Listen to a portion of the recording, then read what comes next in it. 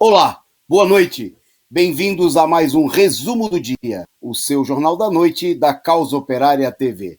Nesta segunda-feira, dia 22 de março de 2021, está entrando no ar nosso programa de número 707, para destacar aí os principais acontecimentos do dia. Bom, começando aí pelas chamadas, os temas principais do nosso programa.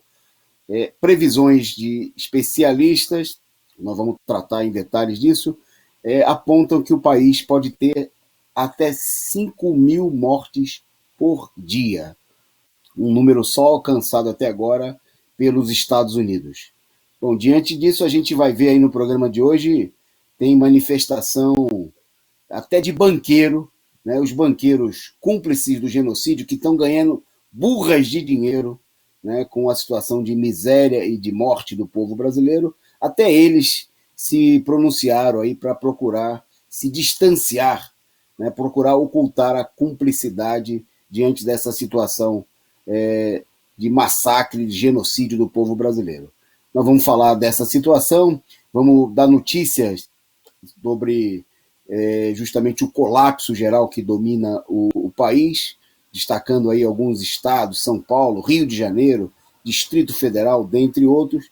Bom, vamos falar, fevereiro teve um recorde de arrecadação de impostos, o maior nível em 20 anos, mostrando que no meio da crise o governo está aumentando a facada, a expropriação do povo brasileiro. Bom, tem mais por aqui, nós vamos falar das pesquisas, se é que a gente pode chamar desse nome, né, as pesquisas fake da Folha de São Paulo que procuram apontar que o povo é o povo que quer o Lula preso. O povo quer o Lula. O povo não acha que o julgamento do Lula foi uma fraude, segundo os dados da pesquisa divulgada aí pela Folha de São Paulo. Nós vamos tratar disso. Bom, essas e outras notícias você vai ver por aqui, e para comentá-las, né, no programa de hoje, comigo aqui, como todas as segunda-feiras, o companheiro Edson Dorta. Boa noite, Edson. Boa noite, Antônio Carlos. Boa noite aí os internautas, ouvintes do Resumo do Dia. Vamos lá para as notícias. Pois bem, para começar, dando uma distensionada na tensão, né, que é enorme de todos nós, no meio dessa guerra contra o povo brasileiro, né, que a direita leva adiante, levando à morte de milhares de pessoas. Vamos ver aí, a produção separou para a gente algumas charges do companheiro J. Camelo, e nós vamos destacar aí com vocês, para vocês acompanharem. Bom, a primeira tem como título sugestivo O Mecanismo. Está aí. Mostrando a relação direta, né, entre acionar o golpe de Estado de 2016, né, e o bolsonarismo, porque agora todo mundo, como diz o ditado popular, filho feio não tem pai, né? E todo mundo tenta tratar o Bolsonaro como se ele não fosse uma coisa decorrente, né, como um resultado direto do golpe de 2016, de todos aqueles que se juntaram, né, tem até o patinho da Fiesp ali na charge do J. Camelo, né, mostrando a relação de causa e efeito, né? Apertou a alavanca do golpe, veio o Bolsonaro na cabeça, né? Inclusive na cabeça de muita gente que apoiou o golpe e que agora está sofrendo, como é o caso de toda a economia nacional. Vamos em frente, tem mais aí. Hoje separamos toda a ação do J. Camelo, essa aí já daquele jeito mais escrachado do J, né? O Sadomaso. E está aí um bolsonarista, um coxinha, diante da imagem, acendendo uma vela, né? Rezando pro São Bolsonaro. Me engana, me chama de gado que me entuba. Porra, tá aí a charge, não precisa nem de dispensa comentário. Bom, e por último, os amigos do G, né? Vocês estão vendo aí dois políticos do Centrão, né, conversando. O G fica ou sai? Aí o outro responde, o G fica. E os filhos do G? Também ficam. E os milicos do G? Estão ficando. E a pandemia? Veio para ficar. né? Tá aí. Aí a gente pode deduzir um monte de coisa, né? Por exemplo, está relacionado aí a mais de uma semana que o país tem 2 ministros da saúde, né? Tem um ministro legalmente constituído, o general Pazuello, e tem um ministro nomeado, indicado, mas que até agora não tomou cargo, não tomou posse. E, bom, e tem também aí a forte presença dos militares no governo. Bom, mas vamos para a nossa. Antes da gente. Tem uma pauta, né, com bastante detalhes, mas uma nota me chamou a atenção agora de última hora, e a gente colocou aqui no começo do programa, que foi a divulgação seguinte, que vocês se lembram na semana passada, o juiz que substitui o Moro lá em Bolsonaro, na 13ª Vara de Curitiba, ele rapidamente despachou os processos para a Vara Federal do Distrito Federal, atendendo a decisão monocrática do ministro Edson Fachin, o advogado, de fato, da Lava Jato no Supremo Tribunal, o advogado titular, porque lá tem vários advogados da Lava Jato. Bom, pois bem, o juiz é o Luiz Antônio Bonatti, né, cuja imagem está aí a produção colocando para a gente. Bom, e no meio desse despacho do juiz, ele não liberou os bens bloqueados do Lula, né, que nós destacadamente aqui comentamos, que significa que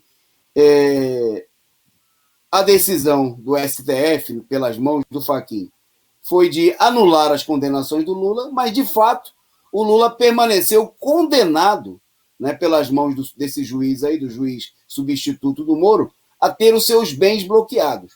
É como se o juiz estivesse descumprindo a decisão do STF, já que é uma medida totalmente ilegal, totalmente absurda. Bom, a defesa do Lula divulgou agora, né, hoje foi parar na imprensa, que o juiz aí, o Luiz Antônio Bonatti, ele também está incriminado aí nos vazamentos da Vaza Jato, né? nas publicações aí das conversas entre juízes e procuradores, né? Pelo Telegram, no aplicativo lá do Deltan Dallagnol, né, coordenador da Força Tarefa do Ministério Público Federal, em 6 de abril de 2019, né, num grupo então que era comandado pelo Dallagnol, o juiz fez uma sugestão, né, agindo então de maneira tão ilegal como o Moro. O Bonatti, o Dallagnol comenta: Bonatti sugeriu que em pedidos de bloqueios insiramos pedido de empresa B3, que faz a compensação de negócios de ações, creio, mas que cumpre de todo modo. Faça os bloqueios. A Taíde pede que todos circulem isso nos grupos e assessores. Foi o que escreveu Dallagnol, citando aí o juiz Bonatti, né, de acordo com a perícia que foi contratado pela defesa de Lula e que foi divulgado hoje. Bom, resumindo, o Bonatti ele é tão imparcial quanto o Sérgio Moro, né? As ações dele valem tanto quanto nota de R$2, né? Podíamos dizer que a do Sérgio Moro era mais valorizada. As ações do Moro valiam tanto quanto nota de R$200, mas são igualmente falsas, né? Tanto as ações do Sérgio Moro quanto as ações do Bonatti. E é por isso, né, que o juiz aí, o juiz Eco, né, que substitui o Moro, segue a mesma política criminosa do seu antecessor, de manter aí a perseguição ao Lula, e é mais uma evidência de que confiar na justiça, né, e como dizem até setores da esquerda, tem gente da esquerda, como o PSTU, por exemplo, defendendo um julgamento justo para o Lula, um novo julgamento, né? Eles que já defenderam a prisão, a condenação do Lula.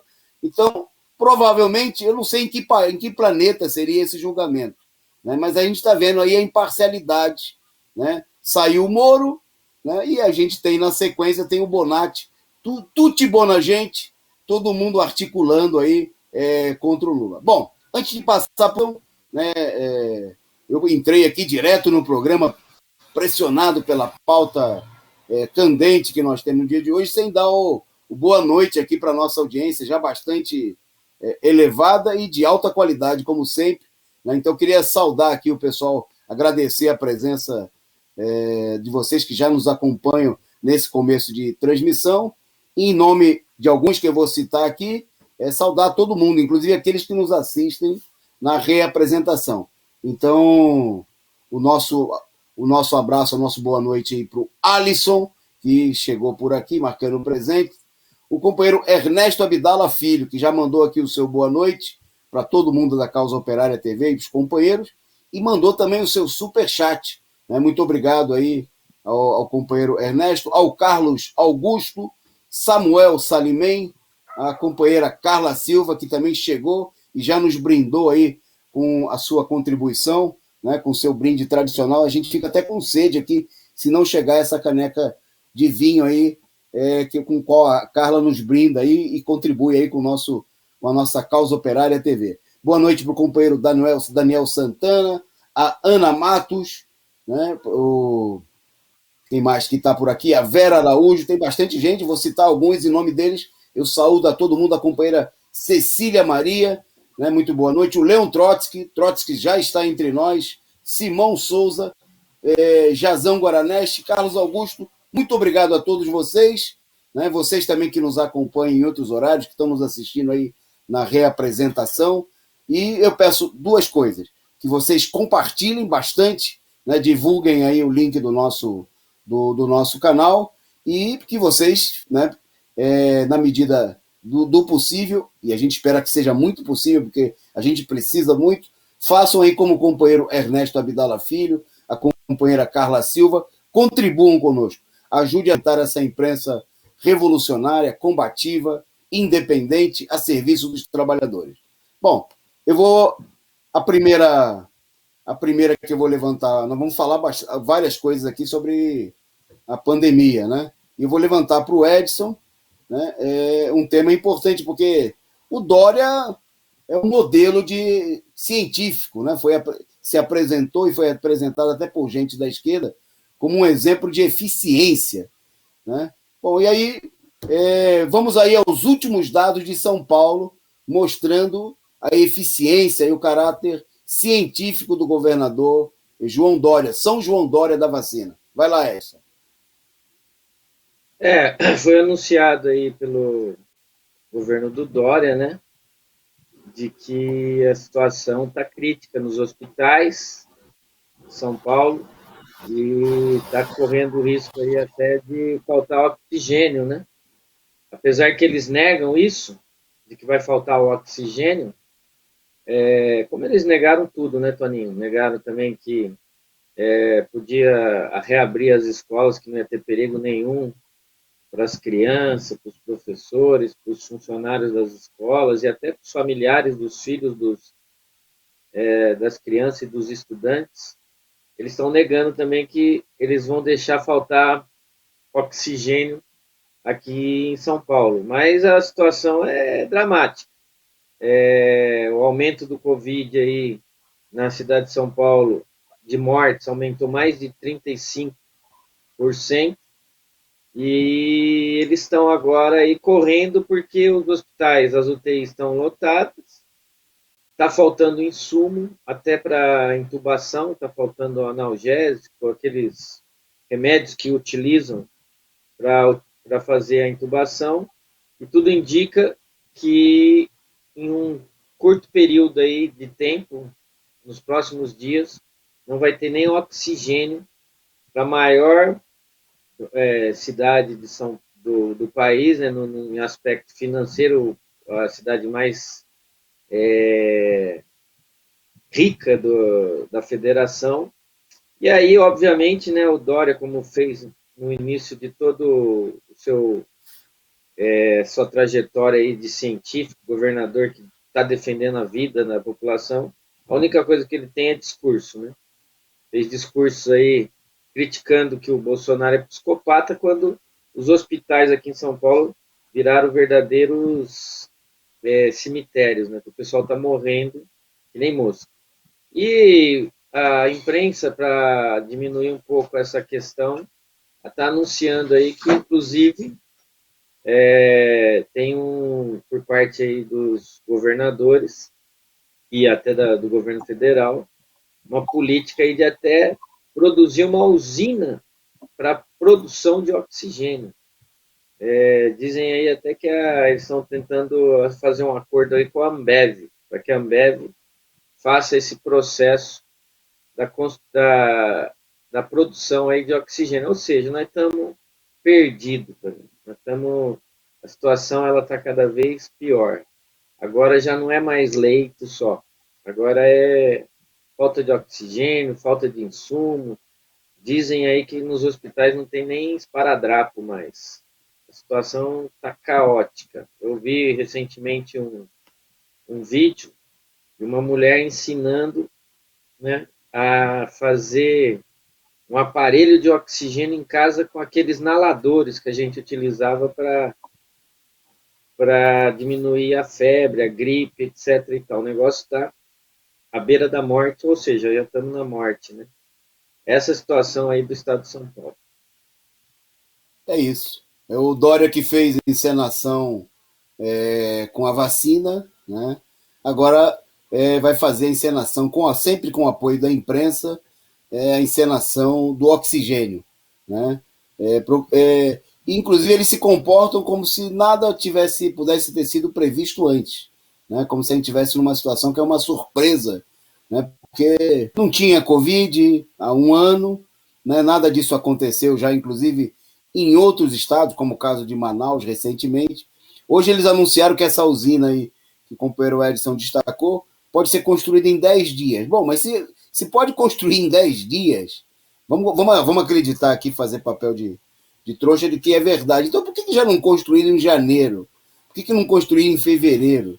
Estão anunciando hoje, né, quando o São Paulo já passou aí, está tendo dias de mais de 500 mortos por dia, né? E quando a situação se anunciou aí um comitê de secretários municipais que podia faltar oxigênio em mais de 50 cidades do estado de São Paulo, né? E chegou a um ponto que em São Paulo a organização, o planejamento científico do Dória e do Covas é tão grande que em São Paulo eles chegaram a construir uma unidade básica de saúde, fizeram uma reforma na unidade básica de saúde, foi denunciada hoje, e eles esqueceram na unidade básica de saúde, que fica no Maitá, né, no bairro, na Bela Vista, na região bem do centro aqui de São Paulo. Então, eles receberam um repasse de 166 milhões de dezembro para fazer uma reforma, né, mas eles esqueceram de colocar a rede de oxigênio na UBS. É um esquecimento, é um detalhe, né? É como você fazer uma casa sem porta, né? Ou sem vaso sanitário. É o nível de planejamento, do caráter científico desse governo. Bom, a pandemia está provocando aí atritos. Na semana passada a gente viu aí a encenação de atritos do próprio prefeito de São Paulo, o Bruno Covas, com o seu padrinho e o seu mentor aí na atualidade, o João Dória, né, ambos do PSDB, acerca do feriadão que vai se iniciar agora na próxima sexta-feira, que vai ter 10 dias de feriado na capital, né, decretados aí como medida de um lockdown, né, improvisado da parte do governo. E, bom, a situação de crise que a gente viu em São Paulo se repete no Rio de Janeiro. Né? Lá no Rio de Janeiro, diante da alta na situação da pandemia, apareceram aí os atritos entre o prefeito da capital, o Eduardo Paes, e o governador Cláudio Castro, do PSC, que é quem substitui o Witzel, que está em processo de impeachment, está afastado do cargo. Bom, eles estavam aí às boas, né? Estavam no namoro, enquanto os indicadores de morte pelo Covid estavam aparentemente, né, sob controle no Estado. No entanto, com um crescimento muito expressivo das altas, eles começaram aí a trocar farpas, né? As UTIs já estão registrando ocupação acima de 90%, né? E o Paes decidiu, tanto ele decidiu no Rio de Janeiro, e obviamente decisão semelhante na cidade de Niterói, né, do outro lado da Baía de Guanabara. Também vão fazer um feriadão de 10 dias. Vão adotar uma medida semelhante à que foi adotada aqui pelo prefeito Bruno Covas. E, de modo semelhante ao que aconteceu, o, o governador do Rio de Janeiro, o Cláudio Castro, ele decidiu, em oposição a essa medida, conversando com os empresários, manter os bares e os shoppings abertos, né? Refletindo aí a pressão dos setores capitalistas contra esse tipo de medida, né? Bom, e aí começou a troca de farpas, né, a ponto do Eduardo Paes dizer que o governador estava defendendo aí uma espécie de carnaval, né? Chamou isso de castrofolia, né, a micareta do governador, né? Bom, então, obviamente que as rusgas, tanto aí no caso do Dória em relação ao Bolsonaro, do Bruno Covas com o Dória, no Rio de Janeiro do Paes com o Castro, são resultado da crise, da falência total da situação. Tem essa imagem aí que é bem interessante, que eu achei do Rio de Janeiro, que é de um processo aí de higienização, né? Aí você olha, tá no alto, né? No morro, vamos falar, nossa, estão higienizando, tá lá o cara com a maquininha, né? Será que é na favela? Aí se você olha, prestar atenção na foto, você vê que não é, né? É um barzinho, né? Pode ser até que seja no Pão de Açúcar, eu não consegui ter certeza. Se alguém do Rio aí estiver acompanhando e tiver, mas com certeza de um local privilegiado, né? Onde tem esse tipo de medida de higienização, né? E em lugar nenhum, né? Nem no Rio de Janeiro, aqui em São Paulo, não se vê nenhuma medida como essa de proteção aí nos bairros operários, nas comunidades, nas favelas, né? E diante disso eles brigam, né? Primeiro para encenar, no caso aí notoriamente entre o Dória e o Bolsonaro, suposta divergência, para deixar um em situação pior do que o outro na disputa eleitoral, e porque, como diz o ditado popular, né, diante da crise, né, em casa que falta o pão, todos brigam e ninguém tem razão. Aqui, no caso, não é que está faltando pão para eles, porque, né, a mesa deles é farta, mas está faltando pão para a população, a revolta popular cresce, e aí eles entram em atrito diante dessa situação. Bom, um outro caso que nós vamos destacar agora é o caso do Distrito Federal, né? Que tem imagens, inclusive, fortes. O Edson vai comentar o ocorrido aí e a produção vai colocar para a gente as imagens. Fala aí, Edson. Aquele horror que a gente via no início do Covid, né?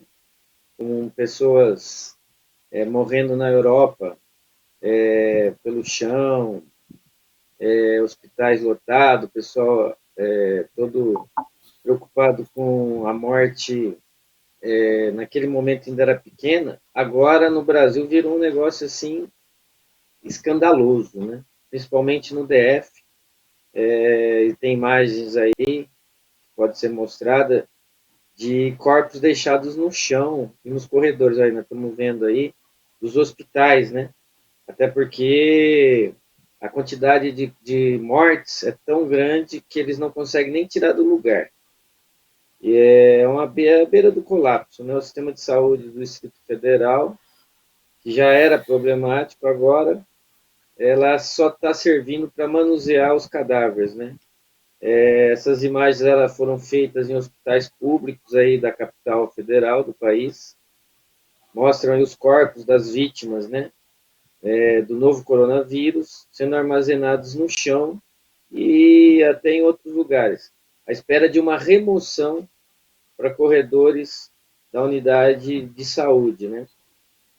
Os corpos dos pacientes estão sendo ensacados e enterrados em caixão branco, Toninho, lacrados para evitar, não branco, lacrado, né, para evitar a contaminação. Aquilo, e não respeitando nenhum protocolo, nada de proteção individual, equipamentos. é a demonstração do caos completo, o colapso total na saúde pública do Brasil, que a gente não pode contar a história a partir do Covid, né? Os hospitais brasileiros já vinham sendo sucateados, os públicos, né? Já vinham sendo sucateados, o povo já sofria com os hospitais. Quando veio a Covid, o negócio só veio a demonstrar aí a destruição que foi utilizada aí, principalmente depois do golpe de Estado na questão da saúde, falta de contratação de médicos, mandaram mais de 10 mil médicos cubanos de volta para Cuba, agora não tem mais médico, não tem hospital, como a gente falou na questão anterior, não tem nem os medicamentos mais básicos nos hospitais. E agora os hospitais viraram, na verdade, os velórios e dessa forma, todo mundo ensacado, caixão lacrado, eles não conseguem nem retirar os mortos de dentro do hospital. Uma lástima. É a situação para lá de fora de qualquer controle, né? Mostrando aí que os políticos que são bons de conversa fiada, de discurso, de dar entrevistas, famosas entrevistas aí diárias, como aconteceu em São Paulo e quase todo o país, né? Os governadores usando aí a própria Covid como um esquema de promoção, né? Para aparentar que estavam fazendo alguma coisa, e os resultados estão mostrando que efetivamente nada foi feito, absolutamente nada. Não tem testes, né? Nunca teve testes em massa, né? E continua não tendo. O São Paulo é um dado interessante. Desde janeiro não divulga o número de pessoas testadas, né? Parou inclusive de divulgar, foi destacado na imprensa, num cantinho lá, no notinha de pé de página, nesses dias, né? E no país inteiro os testes se tornaram uma coisa rara. As pessoas só fazem teste quando estão lá distribuindo ou quando pagam, vão na farmácia e compram, né? Esses testes, inclusive muitos deles de caráter duvidoso. Bom, e o resultado de toda essa situação que nós mostramos aí hoje, alguns aspectos em São Paulo, no Rio, no DF, mas que toma conta de todo o país, né? É que estudos, como o publicado no boletim Infogripe, da Fundação Oswaldo Cruz, a Fiocruz, apontaram que 23 das 27 unidades da federação registraram uma tendência de alta, né? E diante dessa tendência de alta, os especialistas da Fiocruz, veja, de um órgão federal, não é uma pesquisa, um estudo feito aí pela causa operária ou né, simplesmente por uma universidade ou por um órgão qualquer. A Fundação Oswaldo Cruz. Né, eles apontaram o seguinte, que a estimativa é que as mortes possam atingir de 4 a 5 mil mortes por dia, né, no próximo período. Né. Eles destacaram que com o ritmo lento da vacinação, eles inclusive defendem, nessa publicação no Infogripe, eles defenderam uma intensificação das medidas de distanciamento social. É uma demonstração de que o colapso é total, né? Ao contrário daquilo que afirmam os governos, de que procuram aparentar, né, que a situação que estariam adotando medidas que têm alguma eficácia diante da situação, a situação ela está totalmente fora de controle. Né? E é bom destacar, né, que, obviamente, a responsabilidade não é exclusiva do Bolsonaro. Nós aqui somos um dos maiores críticos e ferrenhos adversários da política genocida, criminosa do governo Bolsonaro. Né? Agora, é necessário destacar que ele tem muitos sócios, tem muitos parceiros. Ele não teria conseguido toda essa obra, né, gigantesca, todo esse genocídio de matar mais de 500 mil de pessoas no país, né, de chegar a matar, segundo as previsões aí, o país pode ter até 5 mil pessoas mortas por dia, né? Bolsonaro não seria ninguém sem o apoio de figuras fundamentais como o governador de São Paulo, João Dória, né, como os governadores de Minas Gerais, o Zema, os governadores do Rio de Janeiro, né, o Witzel, e agora o Cláudio Castro, governador do Paraná, o Ratinho, e por aí vai. Governador lá do Rio Grande do Sul, João Leite, né, que o Estado está numa situação totalmente, um dos estados de maior riqueza também no Brasil, com um certo nível de desenvolvimento, um povo com toda uma tradição de organização, a gente vê, né, o estado do Rio Grande do Sul está na faixa preta, né, todo o estado, uma situação de filas de corpos, containers, né, tem fila no Rio Grande do Sul até para conseguir atestado de óbito.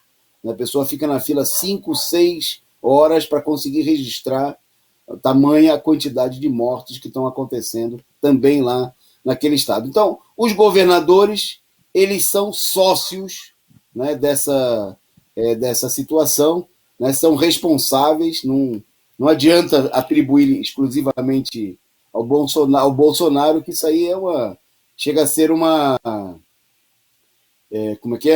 uma política criminosa. E vou até divulgar agora há pouco, os números do dia de hoje. A segunda-feira de hoje é a segunda-feira com o maior número de mortos de toda a pandemia. Isso porque eu e o Edson aqui repetimos aqui várias vezes nas segunda-feiras, que segunda-feira é sempre o número a mais baixo por conta da falsificação do final de semana. Né? Aquele esquema de no final de semana não funcionam, aí o pessoal fecha o registro das mortes e sempre o que é divulgado, inexplicavelmente, né, os números de mortes divulgados na segunda-feira são sempre menores do que dos outros dias. Como se no domingo morresse menos pessoas, só porque é domingo e a morte desse folga, tirasse folga no domingo. Obviamente é uma falsificação da situação, mas no dia de hoje, um dia que teve muito menos mortes, sempre tem menos mortes que nos últimos dias, foi a segunda-feira com o maior número de óbitos até agora em toda a pandemia. Foram 1.570 mortes.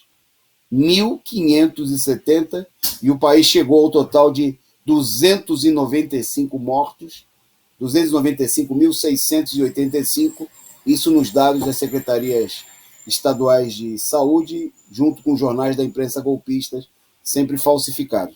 Esse número representa um aumento na média dos últimos 7 dias de 46%.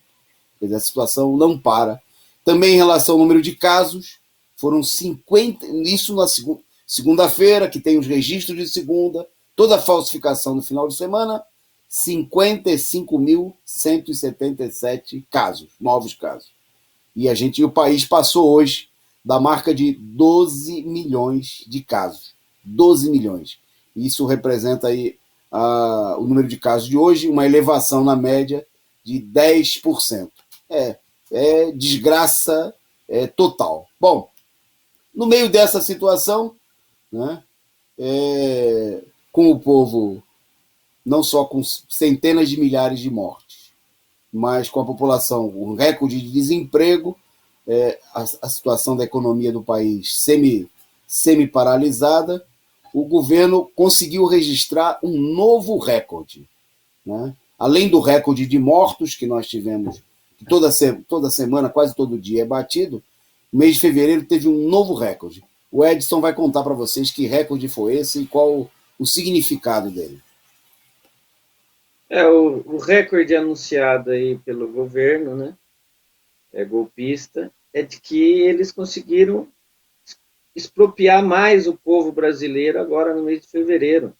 Aumentou a arrecadação federal, teve uma alta de 4,3% em relação ao fevereiro de 2020 e atingiu aí a cifra de 127,7 bilhões, diz a Receita Federal, né?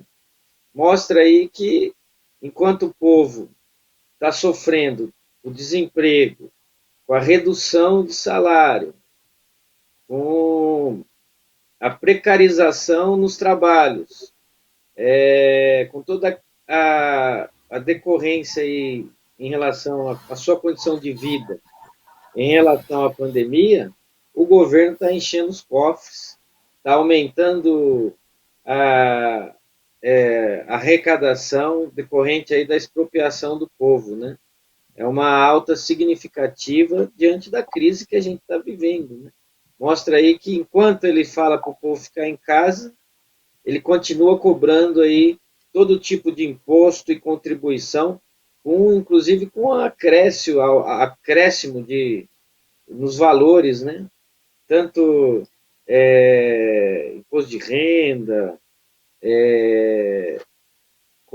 contribuições, impostos, outros tributos, etc. e tal, o governo está arrecadando mais.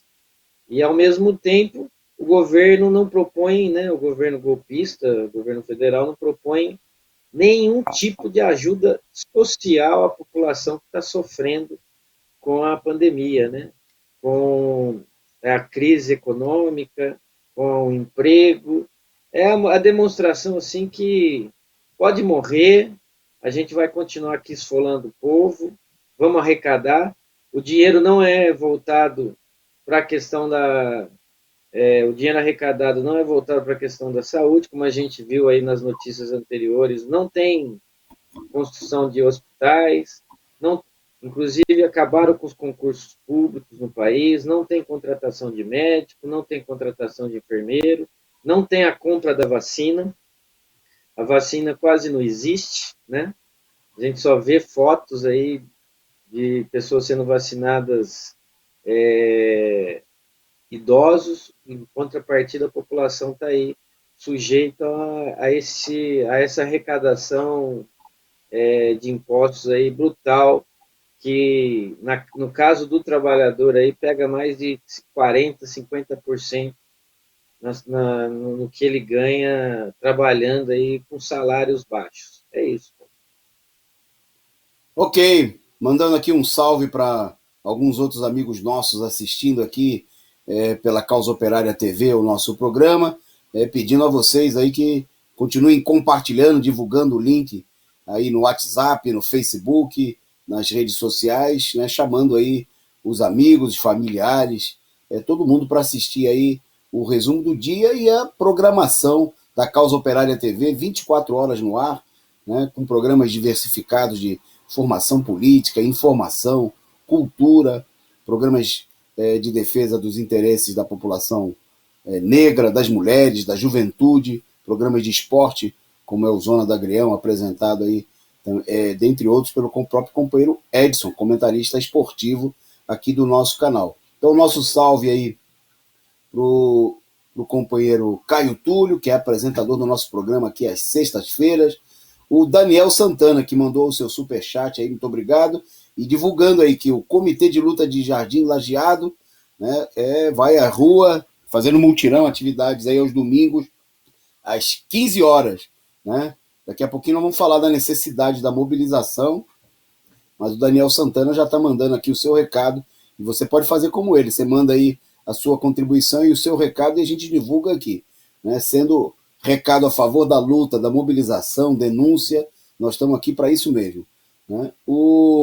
A companheira Angelina Dias, né, revoltada aí com a situação de destruição e abandono da saúde, reflexão sempre, mandando seu salve para os companheiros aqui no canal, o Vanderlan Sambuc, né, também. Bom, tem muita gente por aqui, o Sem Chance, chegando por aqui e mandando aí o seu salve, boa noite. O Ampelocisos.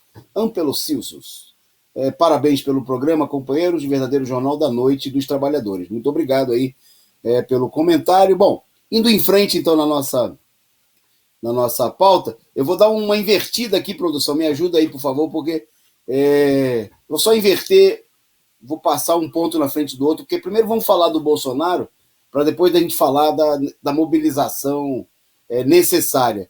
Então eu vou devolver para o Ed só fazer a abertura aqui do tema, que é o seguinte. Bom, o Bolsonaro ele ameaçou aí nos dias anteriores dizendo que a situação está levando a um clima de revolta e que isso aí é um clima propício para a ditadura. Ele chegou a falar que estão esticando a corda, né? ameaçando. Bom, aí hoje tem novas declarações do Bolsonaro, né? E nós temos aí até imagem, e vou deixar para o Edson dar a notícia e chamar, tem até um videozinho rápido de bolsonaristas fazendo ameaças. Bom, queria que o Edson comentasse um pouco esse problema a direita, né, levantando a cabeça, mostrando aí uma disposição de vir para cima do povo, né, o Edson? A gente viu aí que com toda essa crise da pandemia, né, tem toda uma movimentação por parte do Bolsonaro para manter suas posições aí em defesa da política de apertar o povo, né, aproveitar a pandemia para retirar direitos. Agora a gente viu aí que estão arrecadando até mais impostos no país, etc. e tal. E hoje o Bolsonaro, num discurso aí que ele fez no Palácio do Planalto, quando ele estava para apresentar aí a questão do Fundeb, ele disse que não vai mudar nada da sua política, não, que a política dele vai continuar mesmo, ou seja, vão continuar morrendo aí as pessoas por pandemia, não vai ter mudança nessa política, a política dele é essa, e ele inclusive incita, né, a base social política dele com a história de que a pandemia, na verdade, foi criada para derrubar ele do governo também. Não é que tem pandemia no mundo inteiro, que as pessoas estão morrendo em todos os lugares, e aqui no Brasil muito mais, mas que, na verdade, quando ele fala que o pessoal está usando a pandemia de forma politizada, ele quer dizer isso. Ele quer dizer que a pandemia ignora, por exemplo, que já morreu 300 mil pessoas no país, que o Brasil é o país que está mais morrendo gente nesse momento, e ele apresenta que a situação vai continuar a mesma, e ele não vai aceitar aí que a situação da pandemia venha derrubar ele, né? É a política de se manter aí no governo, destruindo a saúde de vida do país e ameaçando todo mundo, né? Nós vimos aí muitas pessoas aí serem indiciadas pela Lei de Segurança Nacional, porque estava com faixas de genocida, ou comentaram que o Bolsonaro era genocida, e ele está fazendo a política aí, de dizer que ele não é genocida, que isso é tudo uma politicagem para tirar ele do governo, etc. e tal. Então, eu acho que o vídeo mostra também aí, né, o vídeo que está rodando aí nas redes sociais, mostra aí também o que a gente já alertou, né, que a extrema-direita, ela está aí, ela está se organizando, e ela quer atacar as organizações que coloquem contra toda essa política fascista, essa política golpista, que não é só do Bolsonaro, como a gente menciona aqui, mas que ele, nesse momento, é o representante aí dos interesses dos golpistas à frente do Palácio do Planalto, né, Tony? É isso aí, Ed. Então vamos chamar o vídeo, a produção aí mostrar o vídeo dos bolsonaristas, né, de uma trupe de fascistas, que diante do chamado do Bolsonaro, está aí ameaçando o povo e particularmente, né, na sua representação política, a esquerda. Pode soltar o primeiro vídeo aí, produção. Aí, pessoal da canhota, da esquerda, do lado esquerdo, quer dizer que vocês querem que impeachment, vocês querem derrubar o nosso presidente. Deixa eu falar um negocinho pra vocês, é rápido, hein? Ó, ele não tá sozinho não, tá? Só pra lembrar. Junto o que você estiver de melhor e tenta. O vídeo, evidentemente, é do típico marginal, né, lumpen, que a direita organiza aí em torno, né, da defesa do Bolsonaro, mas o importante desse momento é porque mostra, né, a disposição de setores da direita, né, de defenderem o Bolsonaro contra toda a desgraça, né, provocada não só por ele, mas por toda a direita golpista no país, né? Evidentemente que o governo está botando pilha e dinheiro, não só o governo, mas setores que apoiam aí o Bolsonaro, né? Isso aí não surgiu do nada, não brotou, podia ter brotado que nem do esgoto, né? E de certa forma brotou do esgoto social, né? Mas está alimentado aí por poderosos interesses de gente que queria levar o país à destruição, a degradação social e tudo mais que nós estamos vivendo nesse momento. Bom, e nós queremos falar, né, a gente inverteu a ordem, porque também nós queremos mostrar aqui, nós estamos na semana que antecede aí o 31 de março, e essa escória, né, esse lumpesinato, está se preparando aí, mais uma vez, para tomar as ruas no dia 31, né, para fazer uma manifestação de saudação à ditadura, comemorar a ditadura militar, que matou, torturou, prendeu homens, mulheres, crianças, né?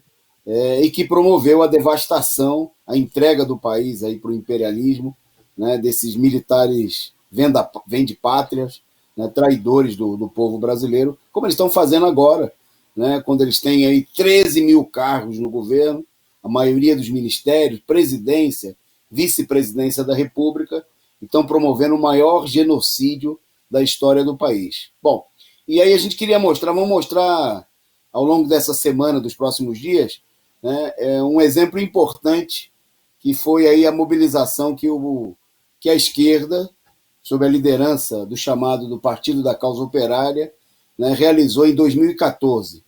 Né, porque a esquerda, quando olha para um marginal como esse, fala: isso aí é um louco, é um indivíduo isolado, né, não tem perigo. A gente ouvia até muito, né, Edson, naquele momento lá, o pessoal dizia: não tem nenhum perigo dos militares se rebelarem, porque os generais eles são democratas, né? Diziam: os generais eles ouvem o Lula, eles jamais vão ter coragem, né, de dar o golpe, porque se der o golpe os militares se dividem, não precisa, é só um bando de malucos. Bom, já em 2013, 2014 a gente ouviu muito essa conversa, e nós que não o Partido da Causa Operária, que não é um partido de tontos, de gente que acredita em conversa fiada, né? Que acredita no STF, que acredita na democracia que não existe no Brasil, que acredita no patriotismo dos militares.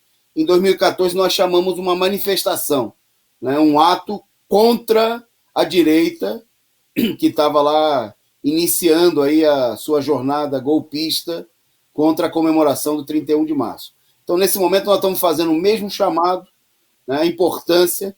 Depois vou passar para o Edson para ele comentar um pouquinho a importância que teve esse ato de 2014 e qual a importância hoje.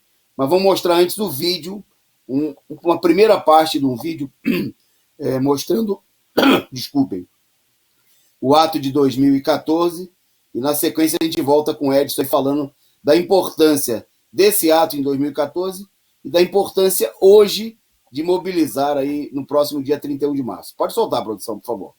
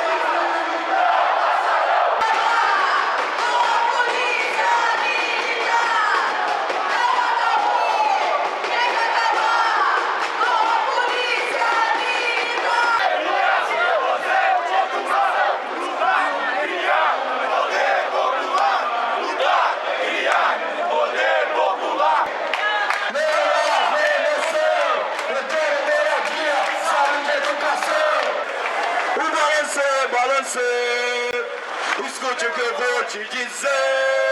Geral bando fascista e vai se fuder. E leva o Cabral com você.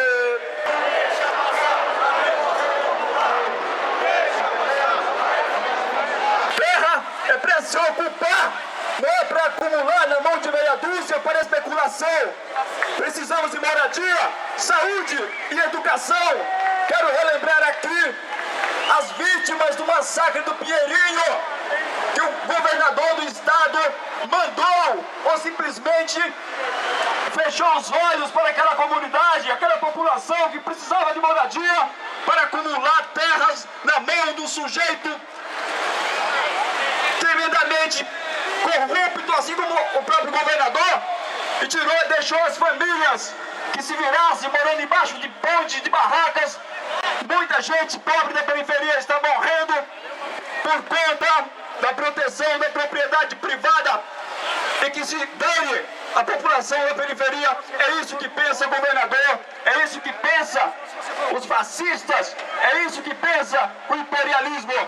Eles querem lucro, é vida boa, eles querem explorar a mão de obra barata da população da periferia. Não passarão. Fascistas, golpistas, não passarão. É isso aí, vocês viram alguns momentos do ato que nós convocamos em 2014, junto principalmente com companheiros anarquistas naquele momento, porque vocês viram ali que junto a um grande número de bandeiras do PCO, infelizmente, eram muito poucas as bandeiras de outros setores da esquerda, né? Porque os outros partidos se recusavam naquele momento a chamar uma luta contra a direita, contra o golpe, na maioria dos casos dizendo que não havia perigo de golpe, né? Que era um delírio nosso, né? Que era quase uma invenção, né? De que a direita que se mobilizava era meia dúzia de gente, não tinha perigo, não precisava se preocupar, né? O pessoal ia dar conta deles. Bom, e aí aconteceu o que todo mundo sabe. Edson, com você, fala um pouquinho para o nosso amigo sobre a importância desse ato e da importância hoje de mobilizar contra a ditadura de ontem e de hoje. Vai lá, Edson. Você relembrou aí o acontecimento histórico, né, naquele momento em que o golpe de Estado já estava em marcha, né? Havia toda uma movimentação no país, inclusive para financiamento de grupos de direita, grupos de extrema-direita, e a extrema-direita chamou aí um ato para relembrar e comemorar o acontecido de 64, golpe militar de 64. Nós logo fomos e não ficamos aí com essa ilusão de que era um movimento fraco. A gente, mesmo independente da quantidade, a gente sabia que ali estava brotando o fascismo, né? A extrema-direita já estava levantando a cabeça, já tinha levantado a cabeça, inclusive nos atos que ocorreram em 2013, né? Decorreu da luta contra o aumento da passagem. Depois disso, nós tivemos o golpe de Estado, foi se organizando, a extrema-direita foi se organizando no país, os atos coxinhas, né, estimulado pela direita nacional, pelos golpistas, levaram ao que a gente está vendo hoje, um governo de extrema-direita no país, né, um governo controlado por um presidente de extrema-direita, fascista, e eles, logo quando o Bolsonaro ganhou as eleições, ele já tentou em 2019, né, chamar, o primeiro ano de governo dele, chamar novamente a comemorar o 31 de março, né? Naquele momento ainda ele não tinha as condições que eles têm nesse momento de conseguir aprovar que esse ato fosse legalizado. E aí ele recuou, mas a extrema-direita não recuou e realizou alguns lugares atos. Em 2019, a gente foi para Paulista, a gente organizou também um contra-ato na Paulista, em 2019, e a gente, lá no ato de 2019, a gente, junto com os companheiros da Gaviões e dos corintianos pela democracia, nós expulsamos os fascistas lá da frente do MASP, da Fiesp. Tem fotos, tem vídeo, tudo disso. E em 2020 eles não conseguiram voltar às ruas, porque a pandemia tinha começado justamente em março, o negócio estava mais rigoroso, e agora eles estão de novo, a carga, né, Toninho? Estão dando de novo aí, estão se levantando novamente. Eu acho necessário que a gente não deixe de maneira nenhuma que eles levantem a cabeça, né? Eles estão levantando a cabeça novamente, a situação está crítica no país, já tem todo um desenvolvimento aí para um fechamento de regime político, e é necessário que a esquerda, em algum momento, acorde, né? Porque isso representa, obviamente, o ataque, em primeiro lugar, às organizações operárias, organizações sindicais, organizações populares do país inteiro. Os fascistas, eles surgem para justamente acabar, tentar aniquilar aí as organizações populares, operárias e estudantis, as organizações dos trabalhadores. É necessário que a gente faça um grande contra-ato, porque nesse momento, inclusive, está mais crítico do que em todas as ocorrências anteriores, né? O ato tem que ser bem feito e tem que mostrar que nós não vamos, como era o grito de guerra, né, dos manifestantes em 2014, os fascistas não passarão.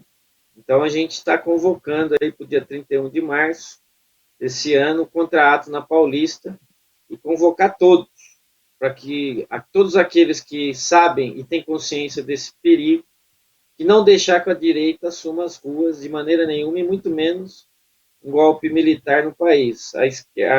Naquele momento, a esquerda falava que as instituições eram consolidadas. A gente viu como que elas são consolidadas.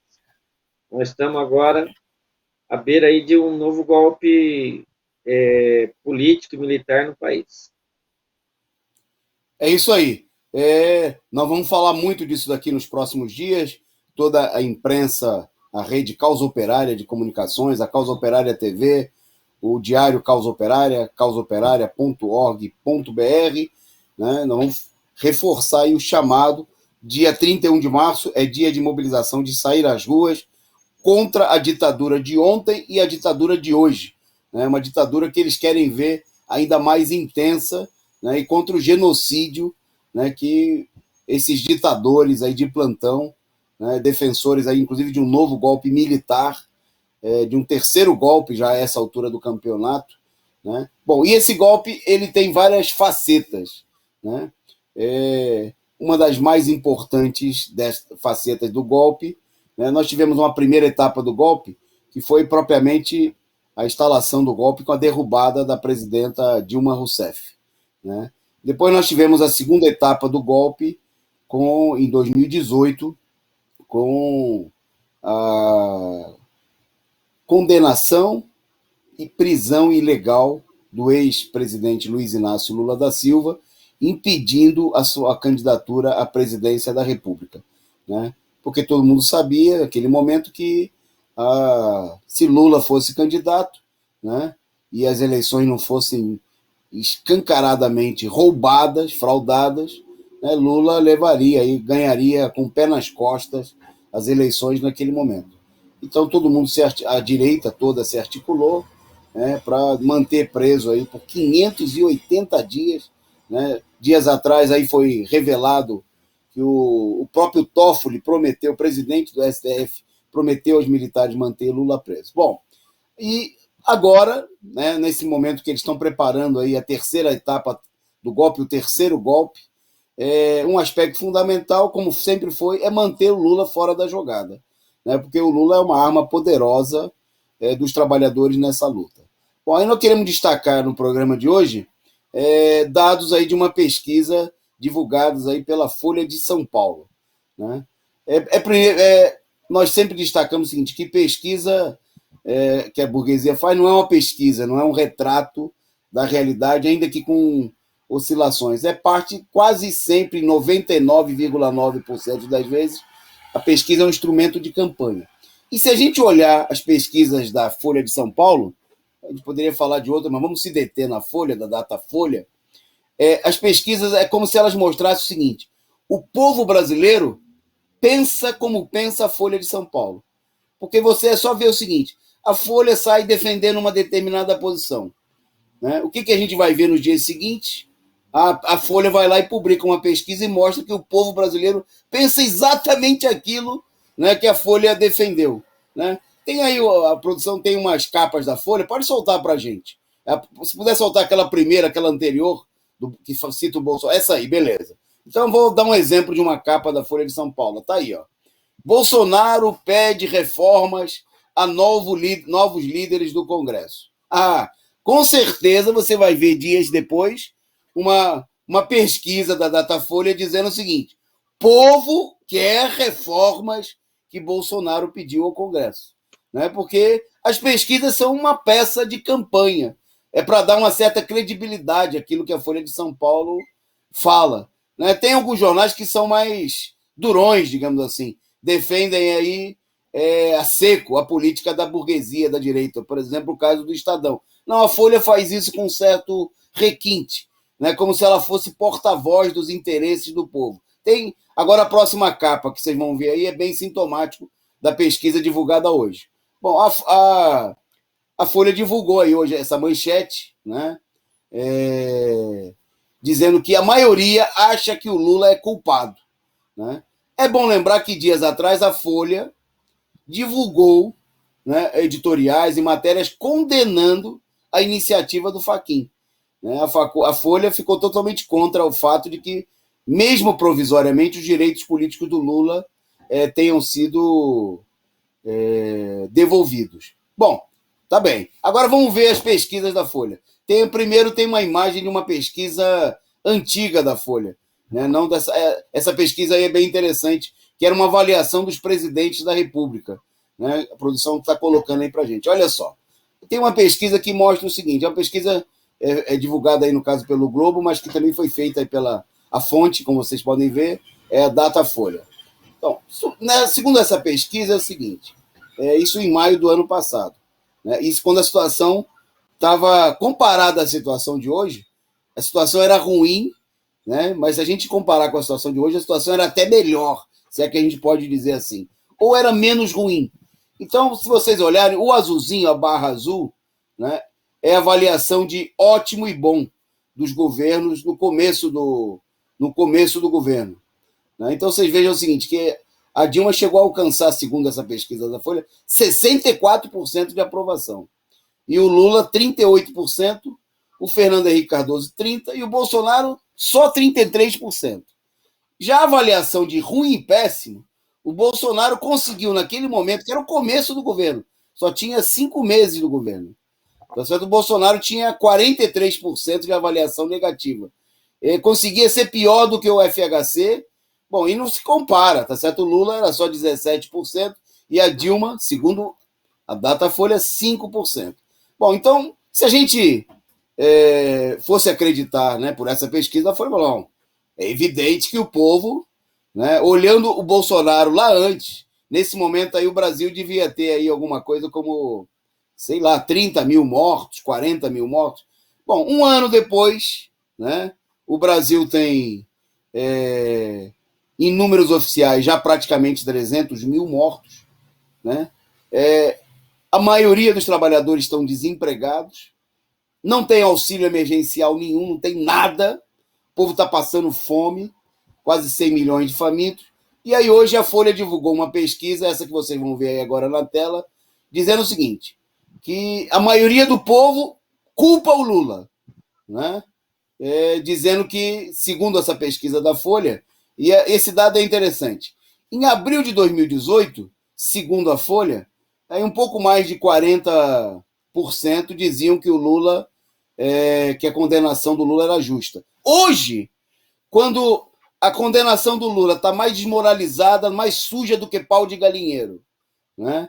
Quando até o STF teve que voltar atrás na decisão, porque tamanha é a desmoralização, supostamente, segundo a Folha, o povo brasileiro é tão burro, tão ignorante, tão estúpido, que a maioria do povo brasileiro acha que a condenação do Lula foi justa.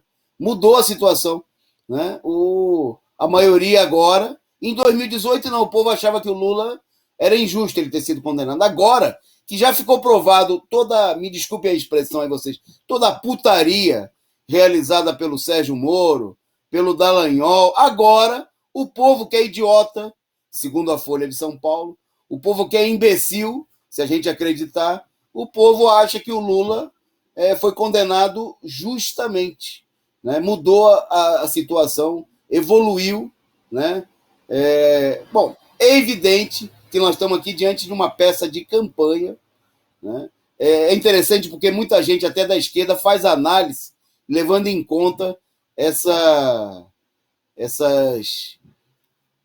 peças de ficção, né, criadas pela Folha de São Paulo. É como se você acreditar na Folha, é como acreditar, você assiste aí um filme desses aí, zumbi, né? Zumbi com luzinha, marciano, com luzinha, e você acredita, né? Porque se você é criança, você pode acreditar nisso aí. Agora, acreditar na Folha de São Paulo e fazer análise com base nisso, como certos setores, quer dizer, fica evidente que a Datafolha não é um órgão de opinião, de pesquisa, né? Nem de longe isso aí tem nada a ver com ferir a vontade do povo, né? Mas o que nós temos aqui é um instrumento de campanha de um amplo setor da burguesia, né? A gente poderia dizer praticamente de toda a burguesia que tem divergências entre si, mas tem um acordo entre eles. É preciso tirar o Lula da jogada. E a Folha procura se apresentar, procura dar uma cobertura pseudo-estatística, né? Bom, evidentemente isso aí não tem nada a ver com a vontade da população, né? E que a pesquisa é um instrumento de campanha do partido da imprensa golpista e de toda a burguesia, a qual não deve ser dada nenhuma, absolutamente, confiança, né? Mais do que nunca, o que se destaca, essa situação está refletindo o medo, o verdadeiro pavor que eles têm do Lula, né? Daí a importância de lançar o Lula como candidato, né? Como nós vemos defendendo, como nós estamos saindo às ruas, aí os comitês de luta, os militantes do PCO, com alguns setores da esquerda, que nós esperamos que cresçam, que se incorporem outros setores, por essas e por outras, é preciso lançar a campanha, imediatamente a campanha do Lula presidente, né, pela garantia dos seus direitos políticos plenos, né, contra a falsa anulação, contra o bloqueio dos bens do ex-presidente e pela restituição integral dos seus direitos políticos. Bom, por falar em fraude, eu vou passar para o Edson comentar mais uma fraude gigantesca, né, porque agora aparece aí o PDB defendendo aí uma espécie de frente anti-bolsonarista. E aí, Edson, dá para fazer uma frente anti-bolsonarista com o Dória, o Fernando Henrique Cardoso, o Huck, e aí? É com você. Você falou da Folha, né? A Folha de São Paulo, que faz essas pesquisas aí para gente muito criança, né? Muito infantil, muito juvenil, né? Senão, como que o Lula teria... Se o povo acha que o Lula deve ir para a cadeia, deve ser preso, como que o povo queria o Lula presidente, até preso lá em Curitiba, e isso que levou a burguesia de conjunto a manter o Lula preso durante o processo eleitoral e tirá-lo da candidatura, né? A Folha mesmo, ela apresentou, logo após o pronunciamento do Lula, um editorial que pede a aceleração para que os processos do Lula vá para imediatamente o Tribunal de Justiça do Distrito Federal, né? Eles querem a aceleração do processo. E, em contrapartida, contrapartida não, né? Em jogada de 1-2, né? Jogada casada, o Estadão lançou um editorial dizendo que, para combater o Bolsonaro, é preciso uma frente antibolsonarista com todo mundo, né? E, principalmente, o PT e o PSDB fazerem as pazes, voltar ao que era esquecer aquela briga que tinha entre o PSDB e o PT e fazer uma frente aí com os golpistas do PSDB, que são os pais do Bolsonaro, né? Todo mundo sabe que o Bolsonaro só está no governo hoje porque todo o golpe começou ali no escritório do PSDB, né? Junto com organizações internacionais, grandes capitalistas, a entrega do petróleo. O PSDB é o maior agente aí no país entreguista do patrimônio nacional, veja o governo do FHC. Então, obviamente que essa proposta que está sendo feita já saiu aí como uma opinião do editorial do Estadão, obviamente que não serve para a luta contra a situação que nós estamos vivendo, né, Toninho? Até porque esses golpistas aí, eles têm a mesma política do Bolsonaro, eles só não gostam de que o presidente seja tão imbecil, a ponto de ficar fazendo pronunciamentos aí idiota. Mas na questão da política econômica que o Bolsonaro tem, de entregar o país, entregar as empresas, acabar com os interesses dos trabalhadores, acabar com o salário, retirar direito, massacrar o povo pobre na periferia, o PSDB é o representante dessa política. Né? Então não teria sentido nenhuma também derrotar o Bolsonaro com o PSDB para quê? Para manter a mesma política econômica? A maneira aqui, obviamente, é a gente ir chamar imediatamente a candidatura do Lula. Uma coisa interessante também, que essa proposta não inclui o Lula, né? Ela não está... A proposta também feita pela burguesia e, obviamente, através desse jornal, ela não inclui o Lula. Eles chamaram aí que os governadores do PT, que são a ala direita, estimule aí a frente junto com essa cambada aí de desqualificado, de direitistas, de entrega pátria, que são os caras do PSDB, né? Até porque também a burguesia só chama também essas frentes quando a ala da burguesa, os representantes da burguesia já não tem mais nenhum crédito diante da população. É justamente para que o PT limpe mais uma vez a ficha aí a ficha, né, suja da direita no país. Então, a necessidade aqui, nós temos que condenar completamente esse tipo de aliança. Isso não vai resolver o problema da classe trabalhadora no país, não vai resolver os nossos problemas diante do que vem sendo provocado pelo golpe. Não podemos aceitar de maneira nenhuma passar um pano na ficha suja desses golpistas que levaram a atraso fenomenal ao país, a ponto da gente estar aí com 300 mil mortos de Covid.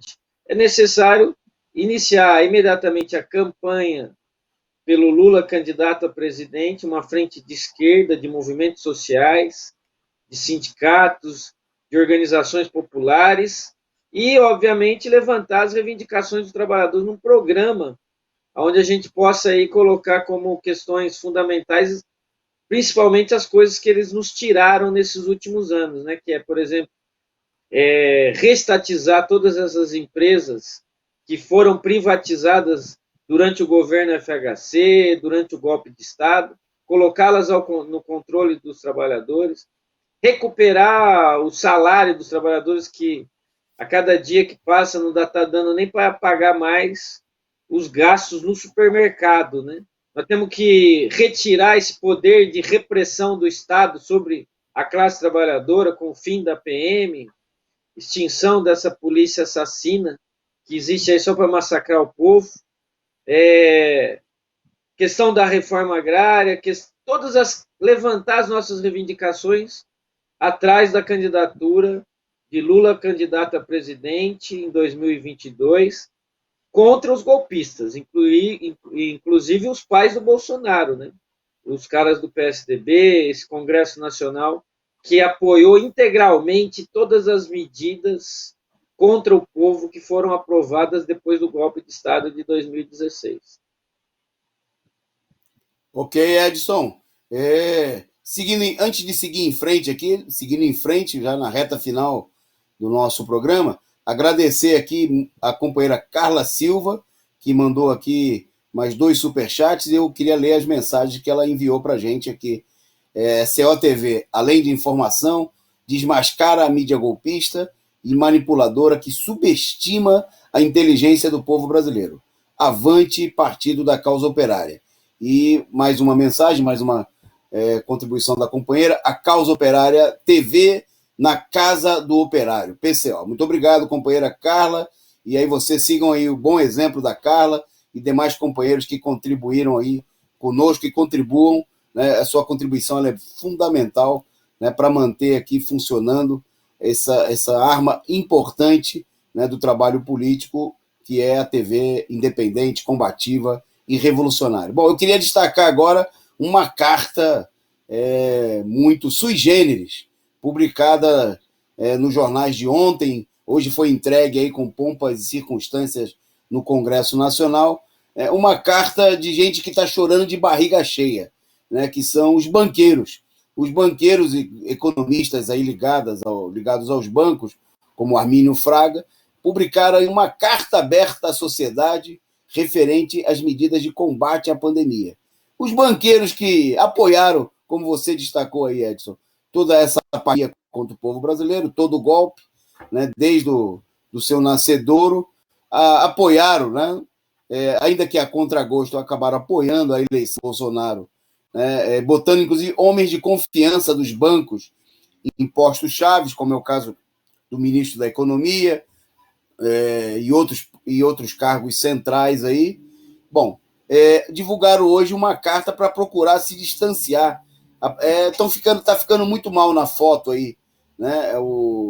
Aparecer ao lado do genocida Bolsonaro, diante de uma situação que pode se transformar numa situação de revolta do povo brasileiro mais generalizada, e eles divulgaram uma carta, né, assinada por figuras como essas que a produção vai colocar aí para a gente, que são os sócios, né, as pessoas que comandam aí, o Roberto Setúbal, né, que é herdeiro do Banco Itaú, e o Pedro Moreira Salles, né, que era um dos proprietários do Unibanco, que fundiu com o Itaú, e que hoje é o presidente do Banco Itaú, né? Bom, eu vou destacar rapidamente, pelo avanço, alguns trechos das cartas, mas é muito importante para a gente ver, primeiro porque algumas informações. A carta foi assinada por mais de 500 economistas, banqueiros e grandes empresários importantes, né? E supostamente a carta está destinada a pedir medidas de combate à pandemia. É como se eles não fossem cúmplices de tudo isso aí, não tivessem defendido, inclusive, a política de que era preciso conter os gastos públicos, não gastar para não tirar o dinheiro dos bancos, né? Os bancos estão levando aí só alguma coisa perto de 1 trilhão do orçamento público do ano, né? A gente destacou que só com o aumento da taxa de juros na semana passada, de 2 para 2,75, ou seja, um aumento de 37,5%, você e nem eu nunca ganhamos um aumento tão alto do salário como esse. O governo aumentou numa reuniãozinha, aumentaram os juros 37%. E aí os banqueiros, é o seguinte, eles que junto com os deputados, com o Bolsonaro, aprovaram 44 bilhões para socorrer, supostamente, dar o auxílio emergencial para 68 milhões de pessoas, resolveram até cortar uma parte, vai ser só 44 milhões, eles vão ganhar só com essa alta dos juros, só com esse 0,75% a mais, 70 bilhões a mais que eles vão embolsar do povo brasileiro. Então, para socorrer os banqueiros, além do 1 trilhão que eles já ganham, eles vão levar mais 70 bilhões. E o povo que está morrendo de fome vai levar aí minguados 44 bilhões para... Bom, mas aí eles divulgaram a carta, e na carta eles falam algumas coisas interessantes. Eu vou destacar algumas pelo avançado da hora, né? Bom, eles falam da insuficiência de leitos, né? Bom, falam do desemprego, né? Dizendo que teria, entre fevereiro e dezembro, aumentou 1,5 milhões de pessoas que deixaram de procurar emprego. Veja só, eles um dado importante, porque eles falam de 14% de desemprego, né? Mas que 5 milhões, ou seja, que também são desempregados, pessoas que deixaram de procurar emprego, né? Eles falam do problema da vacinação, mostrando que, ao contrário da fraude, da propaganda do Dória e da campanha da imprensa, aqui na carta eles deixam claro o seguinte, que no ritmo da vacinação, né, segundo palavra dos próprios banqueiros, né, no ritmo atual, os grupos prioritários, quer dizer, os idosos, pessoas com morbidade vão ser vacinadas no primeiro semestre e que a vacinação da população só vai acontecer em 2022. Eles estão sendo otimistas, né? Porque no ritmo atual nós vamos demorar 5 anos para vacinar todo mundo. Bom, e aí eles vão falando, dizem aí da falta de vacina, né? E aí eles falam mais abaixo na carta. Levaríamos mais de 3 anos para vacinar toda a população. Parece que os banqueiros não sabem fazer conta, porque, apesar de que eles sabem fazer conta muito bem. Num trecho da carta, eles falam que a vacinação vai ser para meados de 2022. Mas num outro trecho eles falam, no ritmo atual levaríamos mais de 3 anos para vacinar toda a população. Né? O que, inclusive, eles falam, pode levar ao surgimento de novas cepas. Ou seja, que a vacinação pode, inclusive, não adiantar nada. Os banqueiros estão preocupados aí com gastar o dinheiro. Vai gastar com a vacina desse jeito e depois vai ter que gastar de novo. E o dinheiro é deles, o dinheiro não é do povo brasileiro, né? O dinheiro do orçamento público, da saúde, da educação, é dos banqueiros. Então, eles reclamam nessa carta, né? Dizem que a falta de vacinas é o principal gargalo, né? E, logicamente, reclamam aí da falta de medidas no desempenho econômico, que é, de fato, a única preocupação deles, né? Todo o resto é só conversa para boi dormir. Eles falam da preocupação com o endividamento dos pequenos negócios. Qual é a preocupação? Os banqueiros estão sentindo que eles não vão receber as dívidas, né? Que o povo, a situação de falência, de insolvência é tão grande da população pela política, a falta de controle, e aí eles propõem acelerar. Aí vem discurso, conversa fiada, né? Acelerar o ritmo da vacinação, incentivar o uso de máscaras. Veja que preocupação importante dos banqueiros, né? Medidas de distanciamento social, né? E é isso, de propostas, né? Conversa para boi dormir, né? Mecanismos de combate à pandemia. Bom, para a gente finalizar, porque aí vou só passar para o Edson destacar mais uma rapidinha dele e a gente caminhar para o final do programa. É evidente que os banqueiros não estão propondo nada, estão fazendo demagogia, né? Porque, obviamente, para resolver a situação, em primeiro lugar, precisaria começar tirando o dinheiro que está indo para os banqueiros e colocando aí, né, para garantir, por exemplo, o funcionamento das pequenas empresas, garantir de matar a fome da população, né? Se é para fechar os negócios, tem que garantir para o proprietário do bar, da pequena indústria, né, do pequeno negócio, que ele tenha esse dinheiro, essa montanha de dinheiro que está sendo dado para os banqueiros, seja oferecida para socorrer a população. Mas, obviamente, que com isso os banqueiros não têm nenhum acordo, eles querem mais dinheiro, né? Mais e mais dinheiro. É uma política de encenação e de farsa. Bom, e por falar em farsa, eu passo aí para o Edson dar a última dele, e aí ele se despede. Vai lá, Edson, 1 minuto para você. Isso aqui é o que a gente já sabia, né?